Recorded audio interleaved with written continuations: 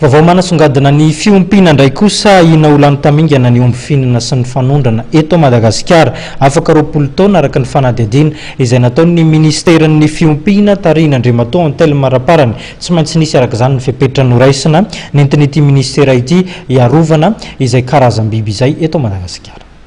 Manodidina ny 730 sy 5 tapitrisa eo no isan'ny omby eto Madagasikara. Ka o toliara sy mahajanga avokoa ny roa patelin'ireo omby ompiana. Mety ho lany tamingana nefa ny omby eto Madagasikara afaka 20 taona araka ny nambaran'Andriamatoa Ramparany Antelme, ministry ny fiompiana nandritry ny valandresaka ho an'ny mpanao gazety no totosaina tetsy Ampandrinomby Omaly. Depuis 20 ans zany efa presque fantatra. Io aloha zany mazava hoazy fa tsy maintsy mitombo en fonction du nombre de population ny quantité de consommation locale. Ny base de calcul navoaka teo de 366 000 par an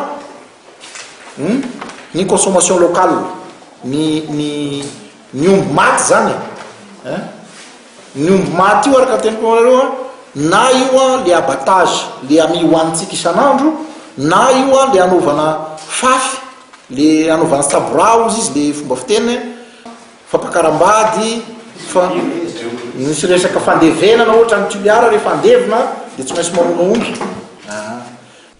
Isan'ny sosikevitra nentin'ny ministry ny fiompina ny fanatsarana ny sehatry ny fiompina omby amin'ny ankapobeny amin'ny alalan'ny fanarahana ny fenitra mikasika ny fiompina.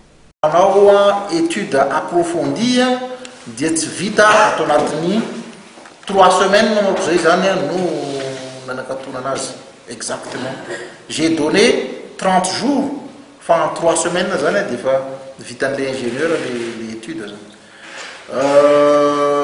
fa rehefa tena atao approfondi io zany satria raha vao manao étude an'io de tena filière bovine mihitsy zany no tsy maintsy étudiena hoe ohatra ny ahoana daholo ny circuit ny marché ohatra ny ahoana ny prix iza ny tena consommateur firy marina ny consommation ny gasy firy ny tokony exporter.